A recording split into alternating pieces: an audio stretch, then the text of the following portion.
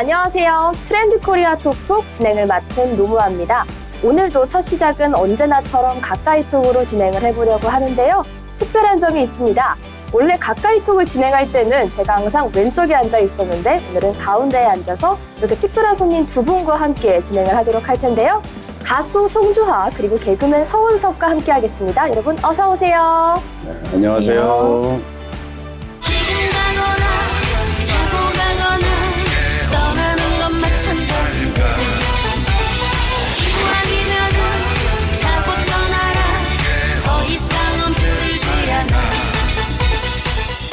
네, 여러분 안녕하세요. 자기소개 간단히 부탁드리려고 하는데요. 먼저 개그맨 서운섭 씨의 자기소개부터 들어보도록 하겠습니다. 네, 여러분 안녕하세요. 개가수 서원섭입니다. 네. 개가수라는 재치 있는 소개를 해주셨는데 아주 요즘 유행인데요. 개가수가. 네. 개그맨 겸 가수. 확실히 리포터까지 하면 게리 가수 이렇게. 게리 가수 네네네. 예. 트렌드에 민감하신 것 같습니다. 아, 그런가요? 네. 감사합니다. 네.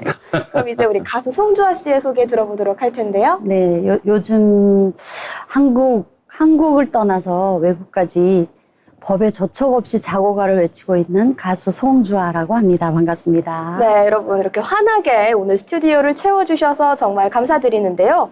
먼저 여쭤보고 싶은 질문이 있습니다. 어쩌다가 두 분이 이렇게 같이 찾아오시게 되셨는지, 두 분 어떤 관계신지를 좀 여쭤보고 싶은데요. 제가 말씀을 드리는 게 나을까요? 아니면 송주하 씨가 얘기하는 게 말씀해보세요. 나을까요? 송주하 씨가 얘기하세요. 네네. 관계라고 하니까 참 이제 억양이 참 그렇긴 한데 자연스럽게 저희 만났고요. 제가 이제 노래하기 그러니까 가수로서 노래를 시작한 지 얼마 안 된 상황에서 서원섭 씨가 저 방송하는 모습을 보고 사실은 좋게 말하자면 캐스팅처럼 저를 콜을 하셔가지고 만나게 된 인연이 됐어요. 그래서 지금까지 거의 8년이 된 인연인데 같은 일을 계속 하게 된 계기가 됐습니다.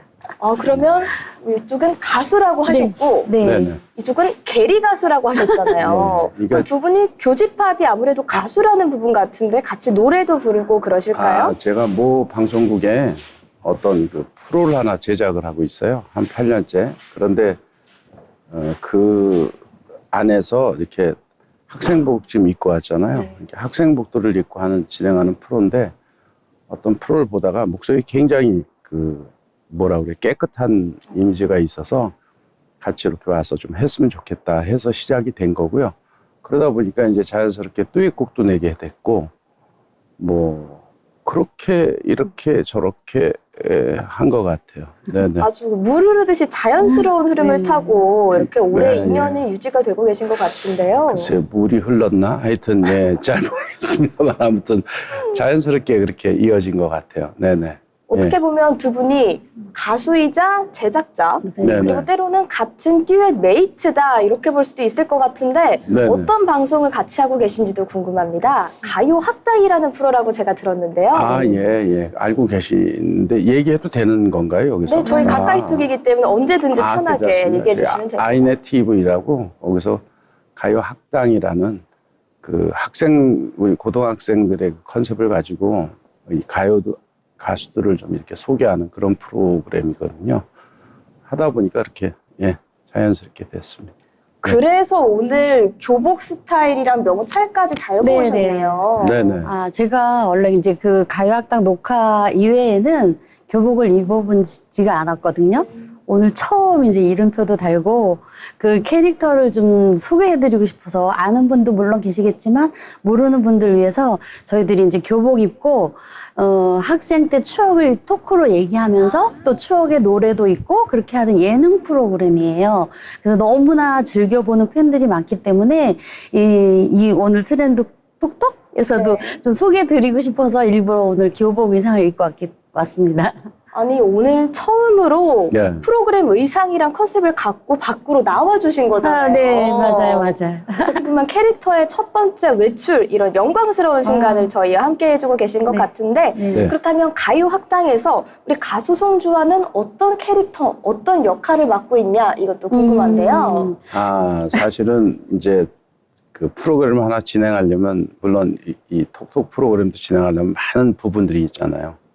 PD가 있고 또 연출이 있고 예를 들어서 뭐 조연출이 있고 MC도 있고 이렇잖아요. 그 중에 한 부분인데 모든 섭외와 그리고 스케줄표를 관리를 해주세요. 그러니까 작가 역할을 좀 해주는 거죠. 제가 그 역할까지 다 할 수가 없어서. 그리고 저희는 이제 보통 한 달에 한 번 이렇게 제작을 하는데 한 달에 한 번 한 달 정도치를 제작을 해요. 그러니까 아침부터 저녁 시간까지 하다 보니까 일 분량이 너무 많아 좀 나눠서 모든 사람들 섭외 시간표 그리고 이제 그분들의 그 스케줄 관리까지 좀 해주는 그런 부분을 해주고 있죠. 그러면 이제 가수 송주아의 노래 부르는 모습을 보고 이렇게 캐스팅을 결정하게 되신 건가요? 예, 굉장히 깨끗하다. 좀 이렇게 보통 트로트 그러면 좀 뭐라 그럴게 좀 우리 좀 쿠세라고 그러잖아요. 쿠세. 어떤 트로트만이 가지고 있는 그 소리가 있어요. 그런데 그 소리를 벗어나갖고 굉장히 깔끔한 이미지의 목소리를 들어서 한번 이렇게 학생복을 입고 하는 주제에 잘 맞겠다. 그렇게 시작이 됐죠.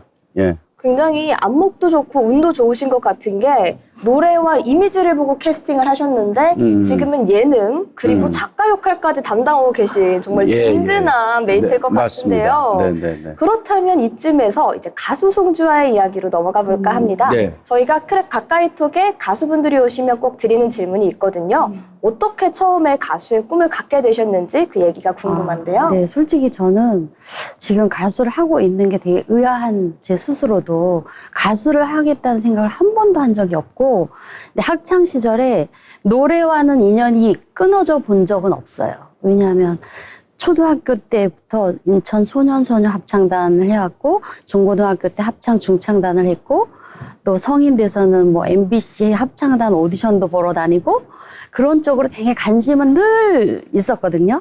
그래서 근데 이 성악하고 대중가요는 너무나 이게 지금 장르가 다르기 때문에 가수라는 생각을 해보지 않았는데 이렇게 우연한 기회에 이 서원섭 씨를 만나는 기회가 또 인연인 것 같기도 하고 음반을 하나 내서 활동을 막 시작하던 찰나에 서원섭 씨 눈에 제가 띄어가지고 지금까지 8년이라는 세월을 또 이렇게 하게 될 줄은 저도 사실은 몰랐습니다. 근데 제가 이제 여자지만 남자 이상의 의리를 갖고 있거든요. 그래서 인연이 맺으면 그냥 10년은 기본이에요. 그래서 물론 중간중간 서로의 이제 일하는 데 어려움은 있겠지만 사람으로서의 배신을 떠나지 않으면 저는 의리를 저버리지 않는? 조금 후회감도 있습니다. 나온다. 이게 왜 사람이 살다 보면 눈높이가 있잖아요. 네. 10대 때 눈높이와 20대 때 눈높이가 있는데 제가 그때 그 눈높이가 약간 낮아지지 않았나 예, 그런 생각도 하고 있을 때입니다. 예. 네, 저도 가끔 원망하긴 하는데요. 근데 최대한 좀 행복하게 일을 하려고 애를 쓰고 있습니다. 네, 8년이라는 시간이 있었던 만큼 정말 단단한 찐 케미를 보여주고 네. 계신데 이렇게 되니까 조금 더 궁금하게 가수 송주아의 이야기를 들어보고 싶은 것 같습니다. 그렇다면 처음 가수를 데뷔한 계기를 들어봤잖아요, 저희가. 네. 그러면 이제 가요학당에서의 네. 가수로서 어떤 역할을 하고 계신지도 궁금하거든요. 학당에서요. 제가 이제 이렇게 제작자님하고 행정 업무도 물론 하긴 하지만 일반적으로 따졌을 때는 일반 출연자랑 똑같은 입장이에요. 네. 예, 똑같은 의상에 똑같은 교복으로 토크 같이 하고 출연자로서의 이 입지는 갖고 있대 이제 그분들이 안 하는 저는 행정 업무를 하는 거예요. 그래서 이제 녹화가 한 달치 끝나면 그 다음 녹화를 해서 이제 섭외가 들어가고 섭외가 다 끝나면 그거에 대한 또 시간 안내를 다 하고 또 그 다음에 그분들이 이제 방송이 잡히잖아요. 녹화 끝난 방송이 그거에 대한 또 스케줄이라든가 시간 안내 같은 거를 제가 다 하고 있거든요. 그래서 저는 이제 안팎으로 가요학당에서 일을 하고 있다 이렇게 봐주시면 될 것 같아요. 네, 가요학당에 네. 이제 안방마님과 오. 바깥마님을 같이 겸하고 계신 것 같은데 근데 이제 원치는 않지만 이렇게 보통 우리 모아 앵커 같이 이렇게 몇 년이 지나면 많이 늘잖아요. 이렇게 느는데 8년이라는 세월 동안 예능을 하면서 우와. 예능이 저렇게 안 느는 친구는 처음 봤어요. 그런데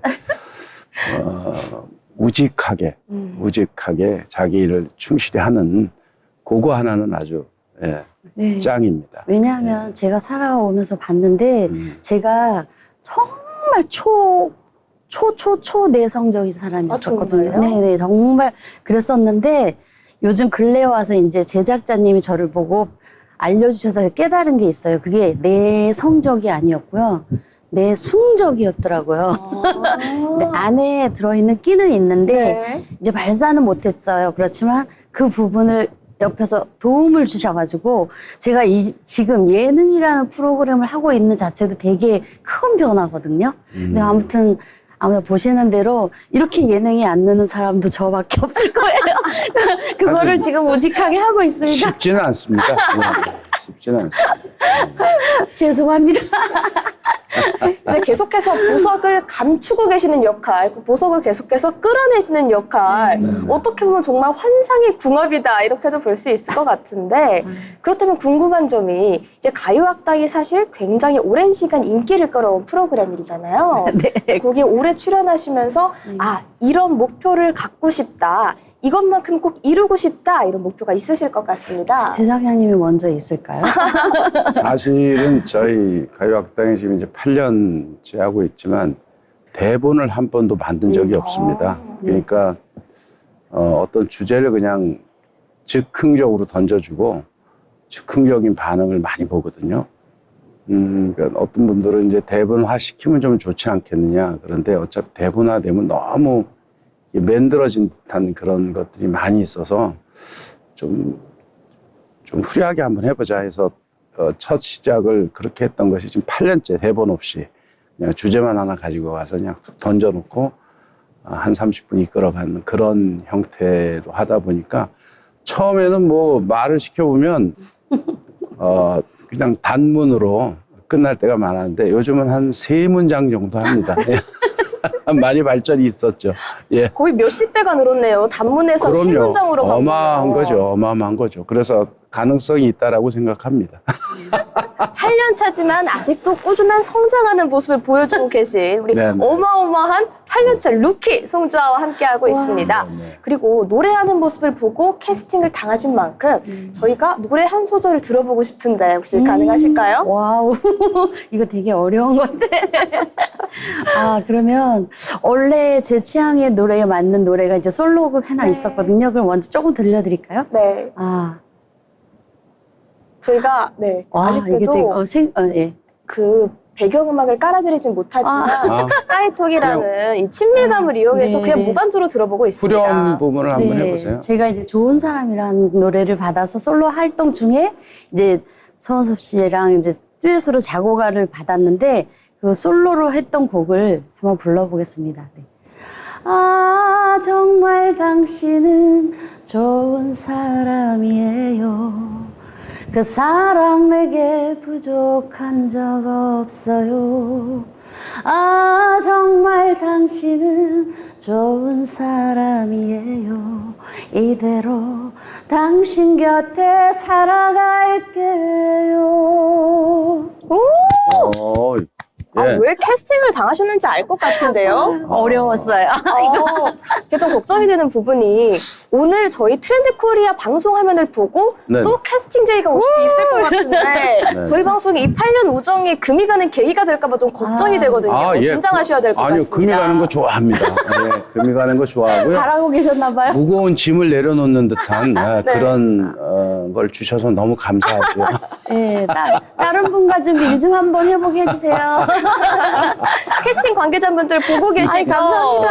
아, 근데 왜 캐스팅을 하셨는지 제가 바로 느낀 게 저희 가까이톡에 트로트 분들이 많이 오시거든요. 아, 많이 오세요. 그런데 네네. 색깔이 좀 남다르시네요. 예전에 그 성악을 하셨다고 했는데 그 부분과 겹쳐지면서 정말 굉장히 맑고 청아하면서도 약간 깨끗한 느낌의 트로트 한 소절을 딱 불러주시니까 느낌이 확 오는 것 오늘 같습니다. 아나운서님 진짜 너무 마음에 들어. 제가 듣고 싶었던 얘기예요. 근데 네. 정말 노래하면서 제가 듣고 싶었던 얘기예요, 네. 이게. 물론 뭐 방송이니까 그렇게 말씀해 주시지만 제가 느끼기에도 좀 이렇게 그 깔끔한 네. 예, 뭐 기교가 있지 않은 그런 목소리가 참 괜찮았었죠. 그리고 어떻게 네. 보면 활동한 지 좀 오래 되셨는데도 불구하고 네. 소녀스러움이 있으신 것 같아요. 그러니까 교복을 입어도 전혀 위화감도 없으시고 이렇게 두 분 사이에서 오늘 좋은 에너지를 네. 받아가는 오늘 아나운서 중입니다. 짱이에요. 너무 아나운서 짱이에요. 네. 저희 홍보까지 챙겨주시고 네, 너무 감사한 많이 활동. 제가 볼 때는 많이 지금 네. 예, 네, 네. 숨기고 여기까지. 계시네요. 네. 아주 좋네요. 이 프로그램이. 네, 네. 앞으로도 아니 근데 생긴 게 그렇게 생겨가지고요. 노래도 이렇게 만들어진 말대로 쿠세 이런 거 별로 좋아하지 않아서 기여 없이 정직한 허세 없는 노래를 앞으로도 계속 부르고 싶어요. 네, 약간 본인만의 매력이 확실하시기 때문에 이렇게 네. 방송이 많이 나갈수록 정말 더 멀리 뻗어나서 하실 것 같다 이런 예감이 들고 있는데요. 또 하나 여쭤보고 싶은 점이 있습니다. 네. 이렇게 무궁무진한 가능성을 갖고 계신 만큼 이제 음악인으로서의 포부를 한번 여쭤보고 싶은데요. 네. 저는 말씀드렸다시피 이제 가수의 꿈이 없었잖아요. 그래서 노래를 해보니까 뭐 신곡에 대한 욕심이라든가 뭐 여러 곡을 갖고 싶어 하는 다작의 욕심이 있는 게 아니고요. 그냥 제 목소리를 듣고 저도 이제 가수의 입장인데 다른 가수의 노래를 들으면서 감동이 올 때가 있거든요. 그래서 어떤 소수의 몇 분만이라도 제 목소리를 듣고 그냥 이게 뭉클하는 그 감동을 느낄 수 있는 노래를 부르고 싶은 게 제 꿈이에요. 그래서 신곡에 대한 욕심이 있는 게 아니라 제 목소리에 맞는 그 추억의 이 곡이 있잖아요. 기존의 곡. 그 곡에서 제 목소리에 맞는 곡을 좀 선별을 좀 신중히 해서 정말 작품성 있는 리메이크 음반을 내보고 싶어요. 그래서 그 리메이크를 불렀을 때, 저거 그 기존 가수가 생각나지 않는 그 모든 곡이 제 곡 같은 노래, 그런 리메이크를 만들어 보고 싶은 게 지금은 제 이제 계획에 잡고 있어요. 너무 맞는 방향의 계획을 고르신 것 같은 게 사실 목소리에 그 독보적인 청아함이 있으시잖아요. 그래서 어떤 곡이라도 우리 주하 씨의 목소리로 들으면 색다른 장르로 다가오는 그런 효과가 있을 것 같습니다. 최고의 리메이크 앨범 한번 기대해봐도 되는 걸까요? 아유, 오늘 너무 칭찬을 많이 해주시는데 가슴이 뭉클뭉클해요, 저. 어머! 네. 근데 힘이 너무- 나고요. 네. 아니, 그 작품에 좀 심혈을 기울여서 해보고 싶다는 그 기운을 주시는 멘트를 오늘 주신 것 같아요. 네. 너무 좋은 프로그램이에요. 네. 네. 저희 분위기 이렇게 훈훈한데 약간 소외감 느끼시는 거 아니죠? 아니요, 저는 전혀 약간 소외감 삐딱하신 것 같은데. 아니, 아주 좋습니다. 아주 좋고. 사실은 그, 뭐라 그래요. 트렌드 코리아. 또 이런 좋은 방송이 있는 줄은 생각도 못 했는데. 아니, 그동안 8년 일했어도 저한테 이렇게 용기를 주지 않았거든요. 오늘 처음 본 노무 아나운서께서 저희는 막 아주 힘을 주신 것 용기보다는 같아요. 막 그냥 누르고 좀 그러거든요. 못하는 거 예. 지적만 하고. 그렇게. 네, 네. 강하게 키우시는 스타일이신가 보네요. 근데 제가 많이 못 커요. 그렇게 해서. 그래서 아직도 키가 작아졌습니다. 그러니까 조용히 강하신 타입인 것 같은 게 네. 옆에서 이렇게 한 마디 두 마디 장난을 치셔도 수줍은 듯하지만 절대 기도 안 죽으시고 네. 본인의 페이스를 그대로 밀고 나가시는 아주 우직한 분이신 것 같습니다. 왜냐면 저희가 뭐 아무리 신세대를 쫓아가려고 그래도 전부 아재 개그거든요. 나이가 있으니까. 아재 개그를 잘 소화합니다. 소화하고 또 거기에 화내지 않고 잘 따라 그게 맞아서 지금 와주니까. 가능한 것 예. 같아요. 같이 활동할 수 있는. 만약에 개그가 안 맞으면 제가 힘들어서 옆에 못 있을 것 같은데 그렇죠. 그 아재 개그 툭 던졌을 때 웃음이 나는 그게 자연스러움이잖아요. 그래서 역시 공채 일기의 힘은 살아있다. 그렇게 말씀드리고 싶어요. 그래요. 지금은 어쨌든 보면 개가수, 게리 가수로 활동을 하고 계시지만 네. 이제 연예인으로서의 첫 스타트는 개그맨으로 끊으신 거잖아요. 그렇죠. 원래 첫 스타트는 영화 찍고요. 그리고 개그맨으로 갔죠. 그리고 그전에는 또 통기타 가수 하고. 예. 그러다가 정말 이제 예술의 여러 가지 분야를 섭렵을 하신 것 같은데 오석 씨에게 궁금한 점이 그러면 그 다양한 분야 중에서 네네. 이게 나의 가장 천직인 것 같다라고 한 가지만 꼽아볼 수 있을까요? 원래 노래를 굉장히 하고 싶었었어요. 그런데 이제 그 당시에 제가 키로수가 더 많이 나갈 때니까 그 당시에 이렇게 살찐 가수들이 거의 없었습니다. 예, 소방차의 가운데 정원관 씨 빼고는 거의 없는 세대여서 그때 이제 고인 대신 우리 박상규 여사님께서 거기서 제가 일을 했는데 너는 그쪽보다는 노래는 나중이라도 하면 되니까 좀 더 다른 길로 시작을 해봐라 해서 추천을 해주셨죠. 예, 그렇게 해서 시작이 됐습니다. 노래에 대한 꿈은 늘 접지 않고 지금까지 살아왔죠. 예. 제가 이렇게 가운데에서 두 분의 이야기를 들어보니까 네네. 약간 두 분의 꿈이 서로 함께 하시면서 완성이 되는 듯한 느낌이 듭니다. 언젠가 담고 계셨던 가수의 꿈을 이제 좋은 메이트와 함께 듀엣곡도 발표를 하시고 네네. 가수가 될 줄은 몰랐는데 네. 나의 재능을 알아봐주는 사람 덕분에 이제 네. 꾸준히 방송 활동까지 겸하고 계신 거잖아요. 네. 그렇죠. 두 분의 이 티격태격하는 케미 영원히 가도록 한번 저희도 응원해 보도록 하겠습니다. 그리고 마지막으로 두 분께 여쭤보고 싶은 질문이 있습니다. 네네. 시청자분들께 자기 PR 아니면 앞으로의 다짐 한마디 부탁드리고 싶은데 먼저 원섭 씨 어떻게 생각하실까요? 뭐 저는 제 이름을 그냥 늘 좀 잘 기억해 주셨으면 좋겠다는 생각을 합니다. 왜냐하면 서원석으로 많이 알고 네. 예, 그래서 제가 늘 시원섭섭으로 이렇게 외워달라고 네, 얘기를 하는데 앞으로 이렇게. 예. 중요한 거는 사실 지금 저도 활동을 한 지가 이제 벌써 40년 가까이 돼가고 있는데 좀 더 나이가 들어가면 갈수록 좀 더 여러분에게 사랑받는 또 기억에 남는 그런 곡을 하나 정도는 좀 이렇게 완성시키고 예, 그랬으면 좋겠다라는 생각을 가지고 있습니다. 좀 많이 도와주십시오. 네. 네, 시청자 여러분, 우리 원섭 씨 시원섭섭하지 않게 앞으로 이제 가수로서의 행보에도 쭉 관심을 가져주시면 좋을 것 같은데요. 네네. 네, 이어서 우리 주아 씨의 시청자분들께 한마디도 들어보겠습니다. 네. 저는 이제 지금 하던 대로 근데 이제 가수를 시작하면서 가요 학당을 시작한 게 거의 비슷해요, 시기가. 그래서 제가 가요 이게 시장에 나온 이게 기간이 긴 건 아니에요. 근데 그거를 꾸준히 옆에서 이렇게 도움 주셔서 힘든 거 이겨내고 이렇게 같이 할 수 있게 해 도움 주신 거를 다시 한번 이제 방송이니까 감사하다는 말씀을 사실 전달해드리고 싶고요.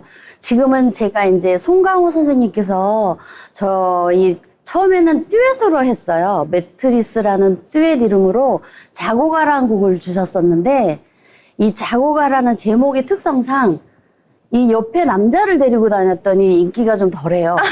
그래서 제가 가감히 매트리스라는 팀명을 깨고 남자 한 명을 띄고 송주아라는 이름으로 요즘 자고가를 외치고 있거든요. 그래서 뭐 이제 법에 저촉되지 않는 선에서 열심히 자고가를 외치면서 송강호 선생님 이제 뜻에 선물을 주셨으니까 너무 귀한 선물이었거든요. 뭐 선생님이 만족하실 수 있는 그 선에까지 열심히 불려보려고 합니다. 많이 많이 사랑해주세요, 자고가. 여러분 들으셨죠? 자고가 세 글자만 기억하시면 될 것 같은데요. 네, 여러분 이렇게 오늘은 개그맨 서원섭 그리고 가수 송주와 함께 꽉 찬 훈훈한 그런 방송을 만들어 봤습니다. 여러분 오늘 배운 열정을 여러분께도 전달할 수 있었길 진심으로 응원하고요. 저희가 또 이제 정말 부정할 수 없는 연말입니다. 2026년이 성큼 다가왔는데 사실 이 연말이라는 기간이 정말 시원섭섭한 그런 구간인 것 같습니다. 한 해를 열심히 보낸 것 같으면서도 막상 다음 해로 넘어가기엔 내가 올 한 해 이룬 게 있나? 이 1년이라는 시간을 잘 버틴 게 맞나? 이런 싱숭생숭한 감정이 드실 것 같은데요.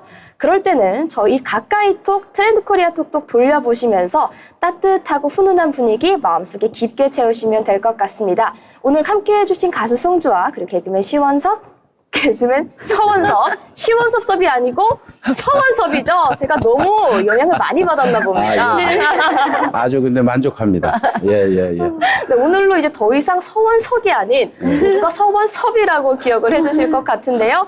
아무튼 오늘 이렇게 함께해 주신 두 분 감사드리고요. 네. 지금까지 오늘의 가까이톡이었습니다. 여러분 고생하셨습니다. 감사합니다.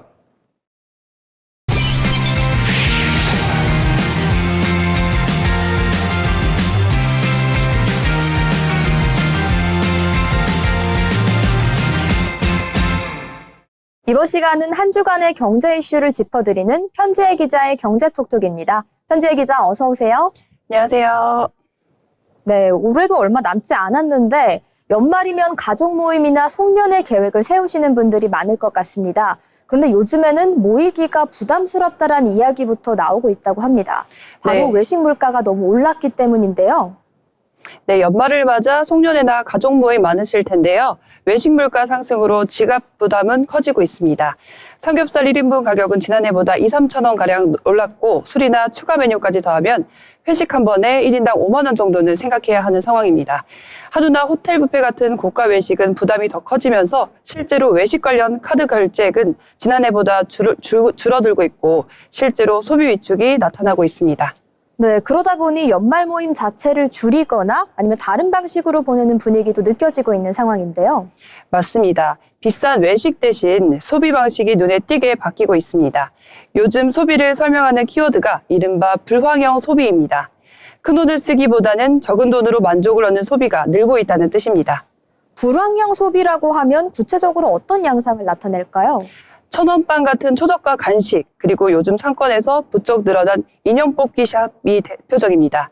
최근 상권 분석 자료를 보면 무인으로 운영이 되는 천원빵집과 뽑기샵은 올해 전년 대비 2자릿수 증가세를 보이고 있습니다.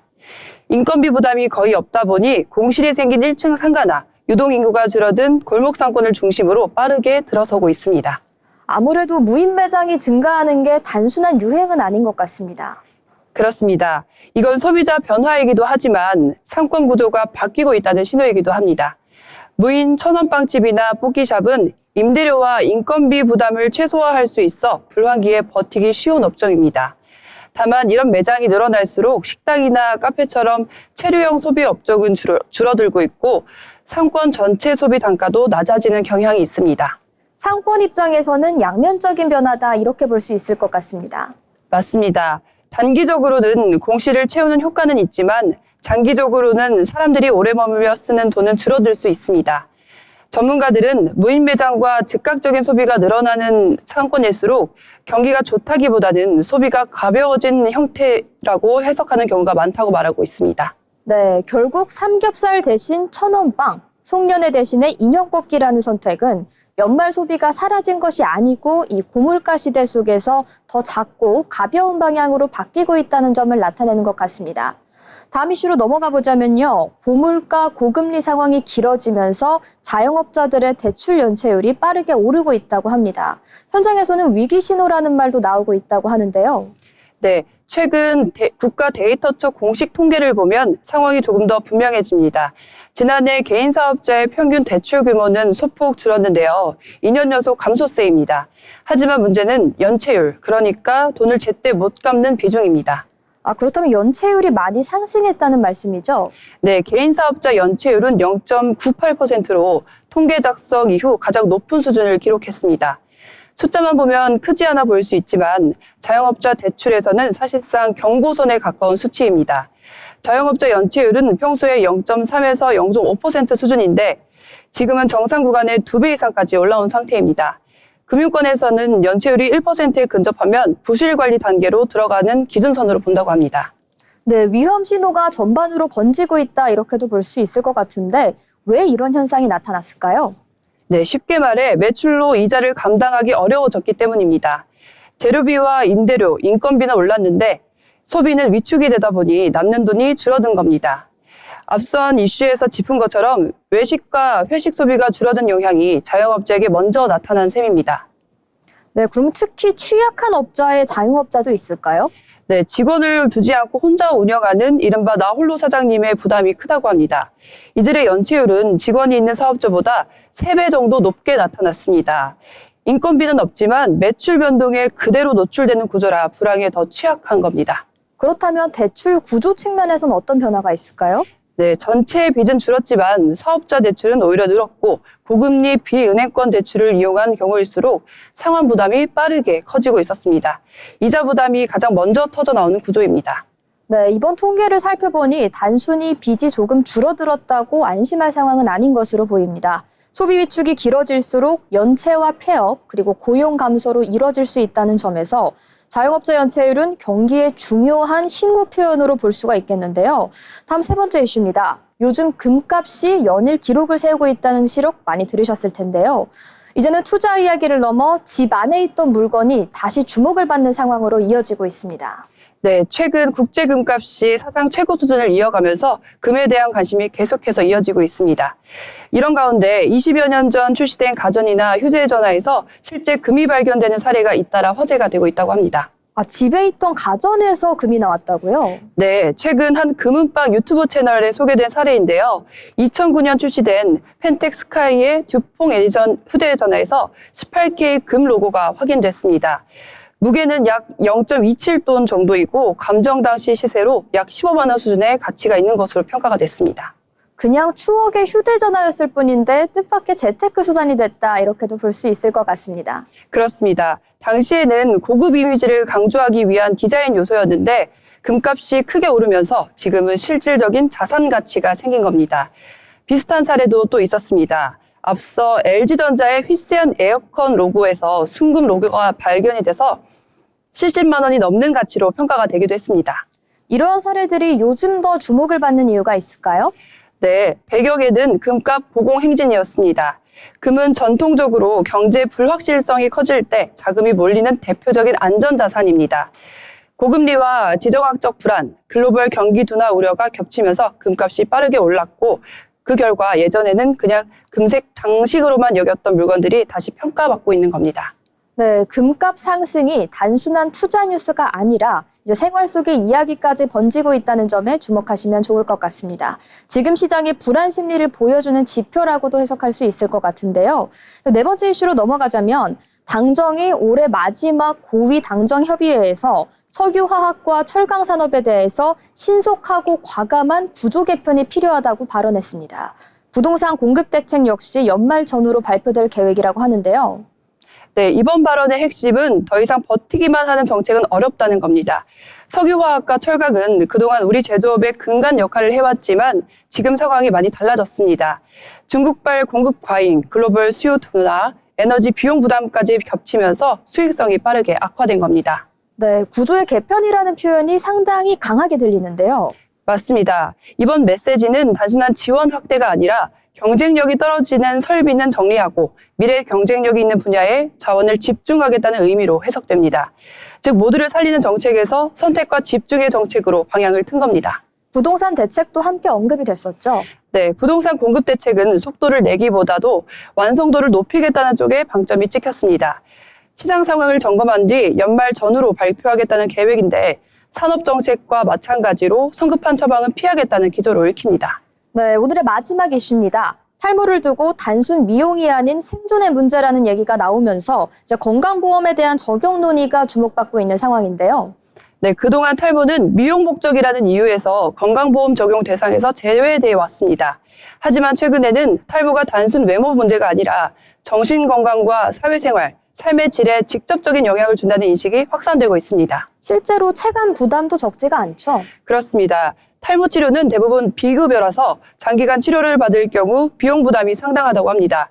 특히 2030 세대에서는 취업, 대인관계, 그리고 사회생활과 맞물리면서 탈모를 미용이 아닌 생활의 문제로 받아들인 경우가 많다고 합니다. 결국 그 기준을 어떻게 설정하는지가 중요할 것 같습니다. 맞습니다.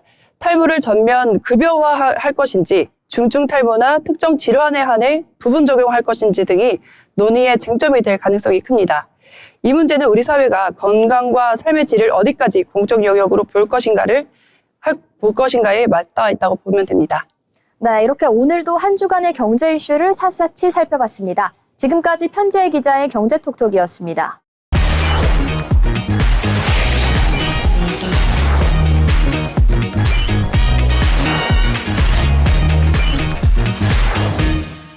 이번 시간은 대한민국의 부동산 흐름을 짚어보는 마켓 트렌드입니다. 오늘도 문민지 아나운서와 함께합니다. 어서 오세요.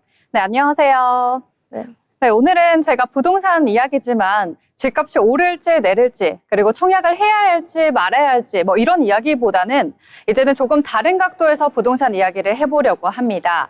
사실 부동산이 어렵다라고 느껴지는 이유는요. 정보가 너무 부족해서라기보다는 정보가 너무 많기 때문입니다.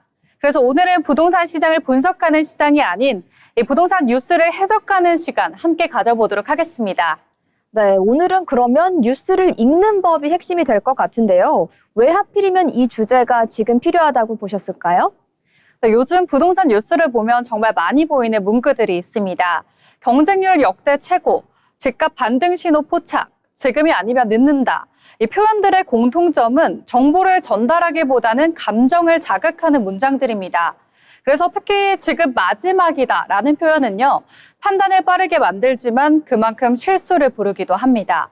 그래서 오늘 방송에서는요, 부동산에 나오는 숫자들이 틀렸다라는 이야기를 하려는 게 아니라 이 숫자들을 어떻게 받아들여야 되는지, 그리고 이 경우에는 숫자가 나와는 전혀 관계없는 숫자가 되는지 하나씩 풀어보도록 하겠습니다. 네, 과유불급이라는 말이 있는 것처럼 정보가 오히려 과잉인 시대가 사람들에게 혼란을 주는 것 같기도 하는데요. 정말 신기한 게 숫자만 등장하면 사람들의 심리가 요동치는 경향이 있는 것 같습니다. 왜 그럴까요? 네, 맞습니다. 숫자는 말보다 정말 힘이 강력하다라고 느껴질 수가 있겠는데요. 왜냐하면 숫자는 객관적으로 보여지기 때문입니다. 경쟁률은 부동산 뉴스에서 가장 강력한 숫자 중에 하나입니다. 100대 1 그리고 200대 1이라는 숫자를 보게 되면요. 여긴 뭔가 있다라는 생각이 자연스럽게 들 수밖에 없습니다. 하지만 여기에서는 반드시 더 확인해야 될 게 있습니다. 이 숫자가 어떤 구조에서 만들어졌는지, 경쟁률은 단지 결과가 아닌 이 숫자 조건의 합이거든요.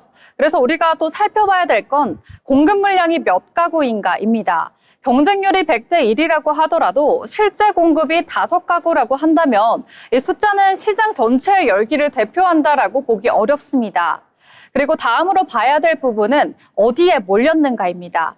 전 타입이 아니라 특정 평형 그리고 특정 라인에만 집중된 경쟁률인 경우도 매우 많습니다.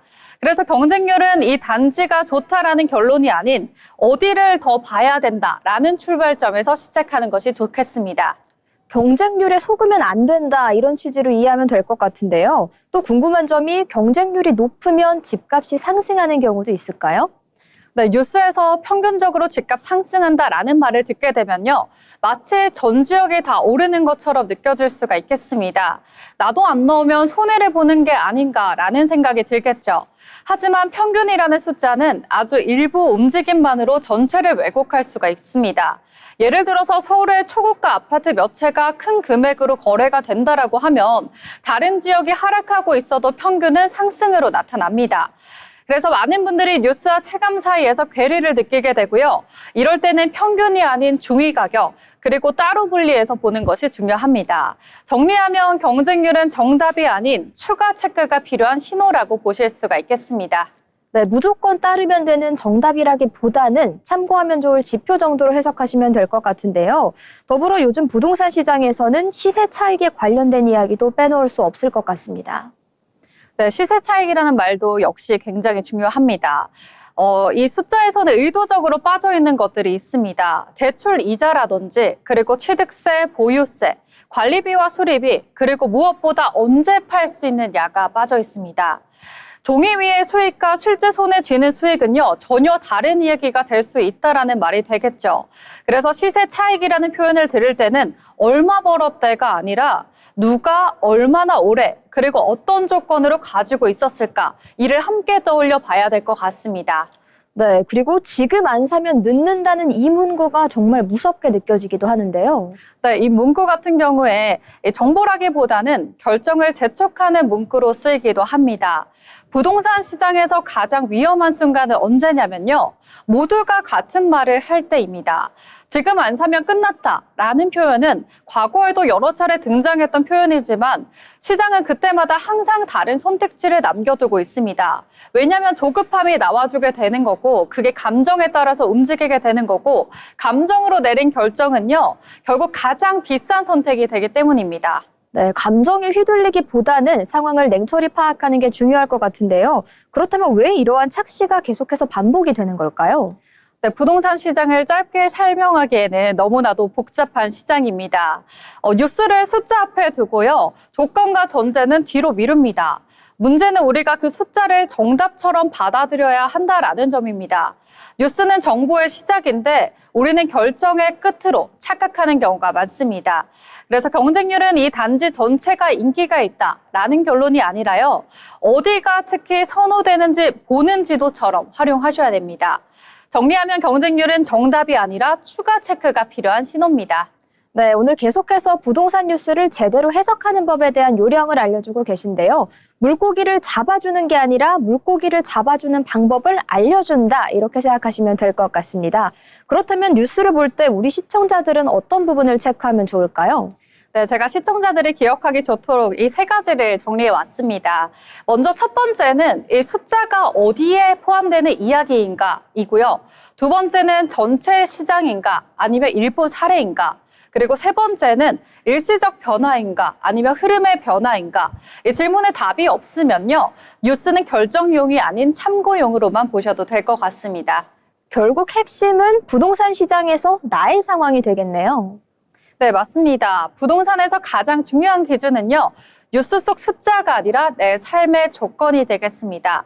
얼마나 오래 살 건지, 그리고 대출을 감당해도 괜찮은지, 다른 선택지는 없는지, 이 질문이 빠진 판단은 아무리 숫자가 그럴듯해도 위험해질 수가 있겠습니다. 네, 그럼 오늘의 알찬 이야기를 한번 정리해보자면 어떻게 될까요? 네, 오늘 이야기를 함께 정리 도와드리면요. 뉴스는 다름이 아니라 정답이 아닌 재료라고 보실 수가 있겠습니다.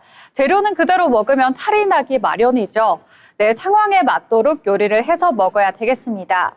숫자를 보고 우리가 흔들리기보다는 숫자를 보고 조건을 확인하는 습관. 이게 바로 오늘 방송의 핵심입니다. 네, 그럼 오늘 내용을 한 문장으로 정리해보자면요. 네, 부동산에서 가장 위험한 건요. 가격이 아니라 숫자를 그대로 믿는 판단입니다.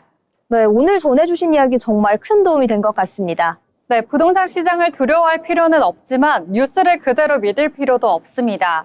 한 번 더 생각하고 그리고 한 번 더 걸러내면 판단은 훨씬 쉬워집니다. 네, 오늘은 이렇게 부동산 뉴스 속의 착시에 대해서 이야기를 해봤는데요. 지금까지 마켓 트렌드였습니다.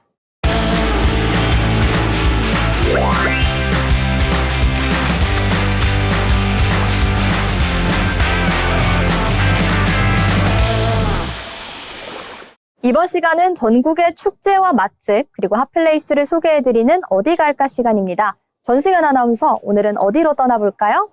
네, 오늘은 거리마다 크리스마스 조명이 하나둘씩 켜지고 어느새 한 해의 끝이 가까웠다는 게 느껴지는 요즘입니다.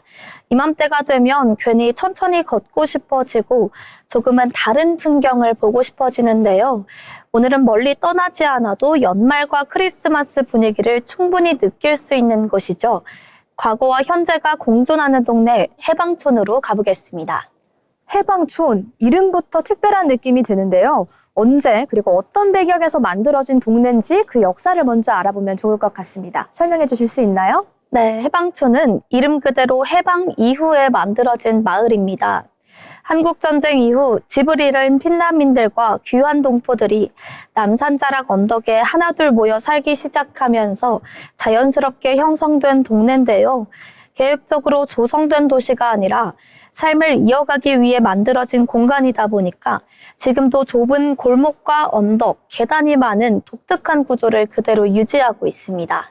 해방촌 동네를 걸을 때 유난히 특별해지는 이유가 여기에 있었던 것 같습니다. 걷다 보면 확실히 다른 동네와는 다른 분위기가 느껴지는데요.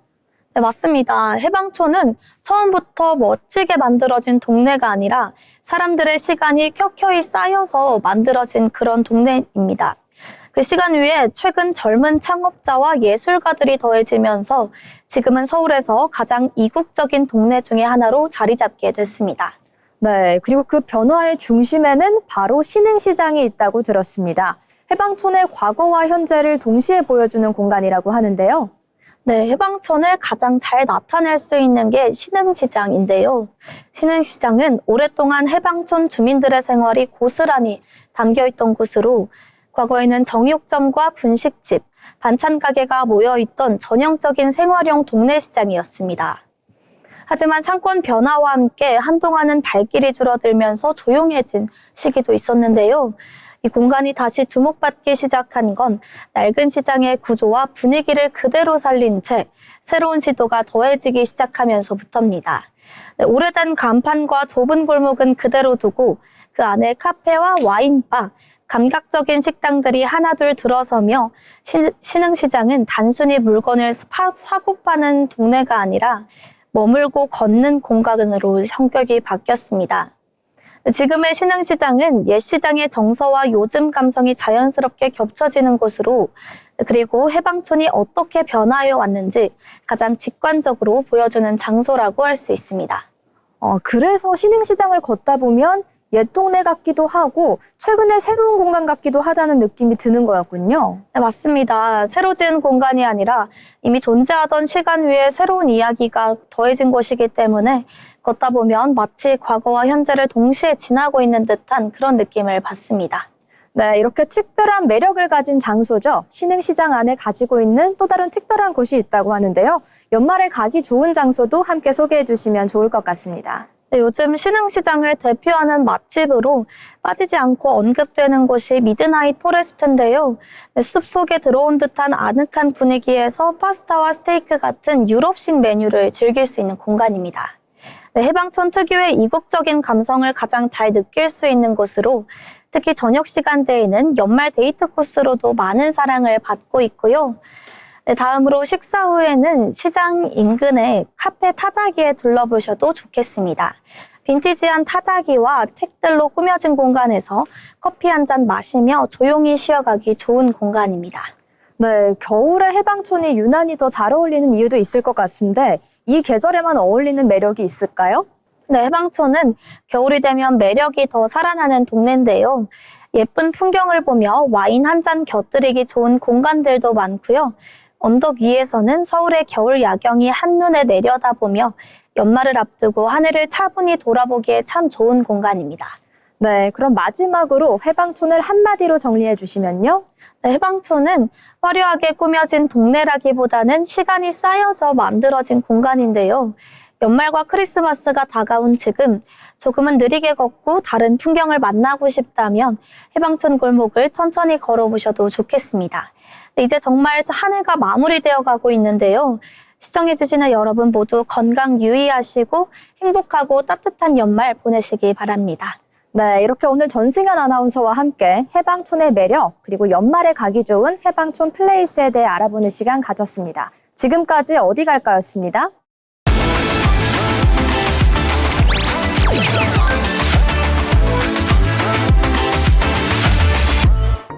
네, 트렌드 코리아 톡톡 저희가 오늘 준비한 내용은 여기까지입니다. 그리고 올해의 마지막 방송이기도 한데요. 한 해간 저희 트렌드 코리아 톡톡과 함께 다양한 한국의 이슈들을 다뤄봤는데 여러분, 저희와 함께한 1년 어떠셨나요?